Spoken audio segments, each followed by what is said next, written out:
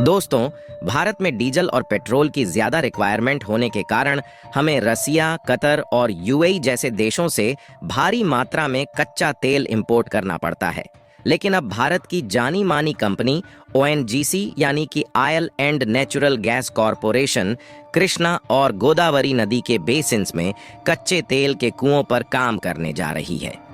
जिससे खुद भारत में ही भारी मात्रा में क्रूड ऑयल को निकाला जा सकेगा और इसके बाद दूसरे देशों से होने वाले क्रूड ऑयल के इंपोर्ट को बंद किया जा सकता है। क्योंकि इस समय देखा जाए तो भारत अपनी तेल और नेचुरल गैस की जरूरत का लगभग 48% हिस्सा अकेले कतर से इंपोर्ट करता है, जिसके लिए भारत को भारी भरकम मात्रा में पेमेंट चुकाना पड़ता है। हालांकि पिछले 2-3 महीनों में कतर और भारत के विवाद होने के कारण हमने ज्यादा से ज्यादा यूएई और रसिया जैसे देशों से कच्चे तेल को इंपोर्ट किया है। लेकिन अब देखा जाए तो भारत की जानी मानी कंपनी ओएनजीसी खुद गोदावरी और कृष्णा नदी में तेल के कुओं पर काम करने जा रही है, जिससे इन देशों से होने वाले क्रूड ऑयल इंपोर्ट को बंद किया जा सके।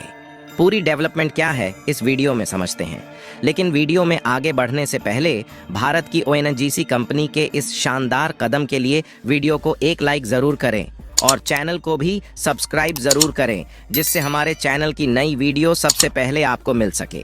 दोस्तों, आज के समय में भारत जिस तेजी के साथ आगे बढ़ रहा है, इससे दुनिया के कई डेवलप्ड देश ये नहीं चाहते कि भारत दूसरे देशों से आगे बढ़े। आपको बता दें कि किसी भी देश को आगे बढ़ाने में उस देश की कंपनियों और फैक्ट्रीज का बहुत बड़ा रोल होता है, और भारत के साथ भी कुछ ऐसा ही हो रहा है, जिसमें भारत की बड़ी बड़ी और जानी मानी कंपनियां नए नए प्रोजेक्ट की शुरुआत कर रही हैं और दूसरे भी देशों में अपने पैर जमाने में कामयाबी हासिल कर रही हैं।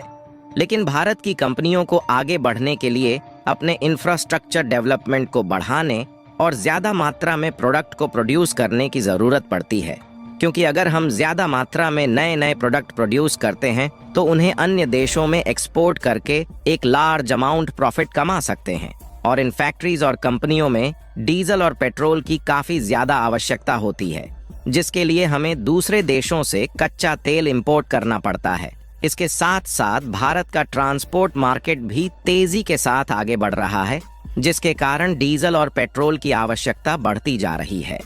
लेकिन अब इन्हीं डीजल और पेट्रोल की जरूरत को पूरा करने के लिए भारत की जानी मानी कंपनी ओएनजीसी गोदावरी और कृष्णा नदी के बेसिन्स में ऑयल ब्लॉक पर अपने प्रोजेक्ट की शुरुआत कर रही है, जिसके लिए कमाल की बात यह है कि इस कंपनी को भारत सरकार की तरफ से 1000 करोड़ रुपए का अवार्ड भी दिया जा चुका है, जिससे ओएनजीसी कच्चे तेल को निकालने के लिए ऑयल ब्लॉक्स प्रोजेक्ट में लगने वाली लागत को आसानी से कंट्रोल कर सके। असल में साल 2002 और 2011 के बीच भारत की ओएनजीसी ने ब्राजील की पेट्रोब्रास और इटली की ईएनआई और नॉर्वे देश की रॉक सोर्स, इन तीनों कंपनियों के साथ मिलकर कृष्णा और गोदावरी नदी में डीप वाटर प्रोजेक्ट को शुरू किया था। भारत की ओएनजीसी कंपनी ने इन 3 कंपनियों को अपने साथ मिलकर ज्वाइंट वेंचर में डीप वाटर प्रोजेक्ट पर काम करने के लिए कहा था, और भारत की ओएनजीसी के साथ इन 3 कंपनियों का एग्रीमेंट हुआ था कि यह सभी कंपनियां मिलकर डीप वाटर प्रोजेक्ट के लिए बराबर में इन्वेस्टमेंट करेंगी। और यदि इस डीप वाटर प्रोजेक्ट में क्रूड ऑयल निकलता है तो यह चारों कंपनियां आपस में बराबर प्रॉफिट डिस्ट्रीब्यूट करेंगी, जिसके साथ यह भी एग्रीमेंट किया गया था कि यदि इस डीप वाटर प्रोजेक्ट में क्रूड ऑयल नहीं निकलता तो सभी कंपनियों का नुकसान होगा, जिसके लिए कोई भी कंपनी एक दूसरे को इन्वेस्ट के लिए फोर्स नहीं करेगी। इसके बाद भारत की ओएनजीसी कंपनी ने इन 3 विदेशी कंपनियों के साथ मिलकर महानदी, कृष्णा और गोदावरी में 9 तेल कुएं की खुदाई पर काम किया। लेकिन यह सभी कुएं सूखे निकले और इन कुओं से कच्चा तेल नहीं निकल सका। इसके बाद में तीनों विदेशी कंपनियों में से किसी एक ने इन्वेस्टमेंट साझेदारी को स्वीकार करने से मना कर दिया और ओएनजीसी के द्वारा किए गए दावों को झूठा बताया, जिसके बाद साल 2010 में शुरू किए गए इस डीप वाटर के प्रोजेक्ट को पूरी तरह से बंद कर दिया गया। और साल 2014 और 16 के बीच ओएनजीसी ने कोर्ट में डिस्प्यूट के लिए इन तीनों कंपनियों के खिलाफ अपील दायर की, और इसी साल रिसेंटली कुछ दिनों पहले कोर्ट की तरफ से फैसला लिया गया, जिसमें भारत सरकार की तरफ से ओएनजीसी को 1000 करोड़ रुपए का अवार्ड दिया गया, जिसके लिए वह दोबारा से इन तेल कुओं पर काम करने जा रही है, क्योंकि भारत सरकार को भी ओएनजीसी पर यकीन हो गया कि जिस जगह पर ओएनजीसी काम कर रही थी वहां पर कच्चे तेल के बड़े भंडार मौजूद होने की पूरी उम्मीद है। और इस बार ओएनजीसी दूसरे कंपनी के साथ साझेदारी न करते हुए अकेले इस प्रोजेक्ट की तैयारी करना शुरू कर चुकी है। यानी कि कुल मिलाकर देखा जाए तो लगभग 10 साल बाद ओएनजीसी को यह कामयाबी हासिल हुई है, जिसके लिए वह फिर से तेल के कुओं पर काम करने जा रही है। और हमने वीडियो की शुरुआत में बताया था कि भारत जिस तेजी के साथ आगे बढ़ रहा है उससे डेवलप्ड देश भारत को रोकने की भरपूर कोशिश कर रहे हैं। इसका अंदाजा आप इस बात से लगा सकते हैं कि भारत और ईरान के ट्रेड रिलेशंस पहले से ही काफी अच्छे रहे हैं और ईरान की दूरी भारत से कम होने के कारण साल 2019 के पहले भारत ईरान से ही ज्यादा से ज्यादा कच्चा तेल और नेचुरल गैस खरीदता था, जिसमें ईरान भारत को सबसे सस्ते दामों में कच्चे तेल एक्सपोर्ट करता था, जिसके कारण साल 2019 के पहले इंडियन मार्केट में डीजल और पेट्रोल के दाम काफी ज्यादा कम थे। लेकिन साल 2019 में अमेरिका ईरान के ऊपर प्रतिबंध लगा देता है कि वह भारत को कच्चा तेल न बेचे, जिसके कारण भारत को मजबूरन कतर, यूएई और रसिया से महंगे दामों में कच्चा तेल इंपोर्ट करना पड़ रहा था। हालांकि इसी बीच में रूस और यूक्रेन युद्ध होने के कारण रूस ने भारत को सस्ते दामों में कच्चा तेल एक्सपोर्ट किया है।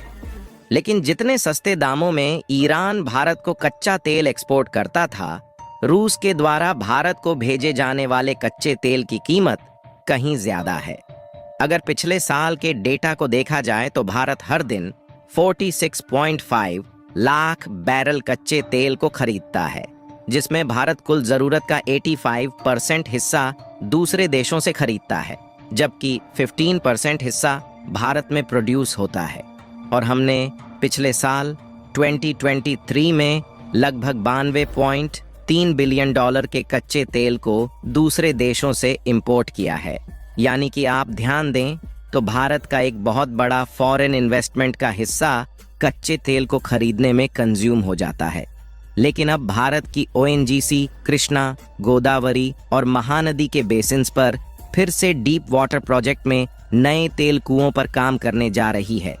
जिससे भारत की फॉरेन इन्वेस्टमेंट का एक बहुत बड़ा रेवेन्यू बचने वाला है, जो कि कच्चे तेल को खरीदने में इन्वेस्ट हो जाता है। यही नहीं, इसके अलावा अमेरिका के द्वारा ईरान पर लगा प्रतिबंध हटा लिया गया है, जिससे अब ईरान भारत को दोबारा से कच्चे तेल बेचने जा रहा है। और 15 जनवरी को एस जयशंकर ईरान के दौरे पर गए हुए थे, जहां पर ईरान और इंडिया के बीच बायलैटरल ट्रेड को बढ़ाने की बात की गई।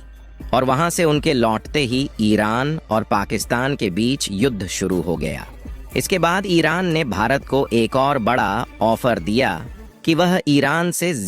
ज्यादा मात्रा में कच्चा तेल खरीदें, जिसके लिए वह सस्ते दामों में कच्चा तेल देने के लिए तैयार है। यानी कि कुल मिलाकर एक तरफ जहां ओएनजीसी तेल कुओं पर काम करने जा रही है, वहीं ईरान जैसे देश दोबारा से भारत को सस्ते दामों में कच्चे तेल और नेचुरल गैस बेचने के लिए तैयार है। बाकी आपको क्या लगता है कि ओएनजीसी जिस प्रोजेक्ट की शुरुआत दोबारा से कर रही है, इस बार सफलता मिलेगी या नहीं? अपनी राय कमेंट में जरूर बताएं। और भारत की कंपनी द्वारा उठाए गए इस शानदार कदम के लिए इस वीडियो को एक लाइक जरूर करें और अपने मित्रों तक शेयर करें, ताकि उन्हें भी जानकारी मिल सके। इसी तरह और भी नॉलेजेबल वीडियो देखने के लिए चैनल को सब्सक्राइब करके बेल नोटिफिकेशन को ऑल पर जरूर रखें। जय श्री राम।